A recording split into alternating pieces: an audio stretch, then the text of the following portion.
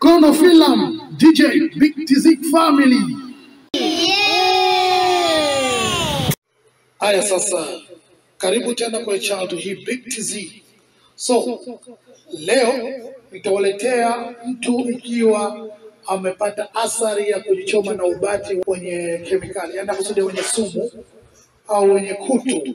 Mara nyingi msumari kwa una kutu, basi unakuwa na tetanus. Ama bati kwa na kutu, basi unakuwa na tetanus. So, nitakuletea njia jinsi gani kwa kuweza kulisuluhisha tatizo lilokuwa nalo kwa muda huo. Cha kwanza, unachotakiwa kufanya, teka maji safi, maji yaliokuwa safi, yaliokuwa ya bomba, chukua na sabuni nyingi, chukua na uanze kujiosha kwenye kidonda hicho. Hakikisha unatumia maji ya bomba yanotiririka na maji safi kabisa. Namba 2, zuia kuenea kwa sumu hiyo. Ikiwa inawezekana, zuia kuenea kwa sumu kwa kufunga kitambaa safi juu ya kidonda, lakini usifunge sana hadi kuziba mzunguko wa damu. Usijaribu kufyonza sumu kwa mdomo, maana ni hatari kwako. Namba 3, tafuta msaada wa matibabu mara moja. Nenda kwenye kituo cha afya hospitalini iliyo karibu haraka iwezekanavyo. Eleza kwa undani jinsi ulivyodungwa na msumari huo, ikiwa unajua aina sumu na dalili zozote unazopata. Namba 4, dalili za kuzingatia.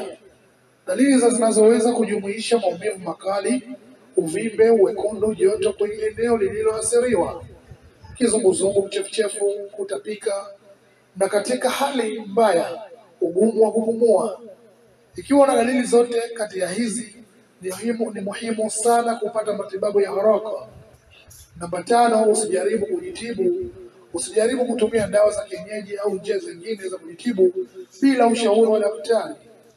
Matibabu sahihi inategemea aina ya sumu na ukali wa hali yako. Muhimu, kuzuia ni bora kuliko tiba. Vaa viatu na glavu wakati unafanya kazi katika maeneo ambayo kuna hatari ya kukatana na misumari au vitu vingine vyenye ncha kali. Hakikisha chanjo yako ya tetanus iko sawa. Na hizi tumejifunza jinsi gani vya kujitatulia tatizo baada ya kuchomwa na msumari wenye kutu ama bati wenye kutu. Tuonane katika video nyingine. Tafadhali subscribe na kulike kwenye channel hii Big TZ ili uwe mwanafamilia. Asante.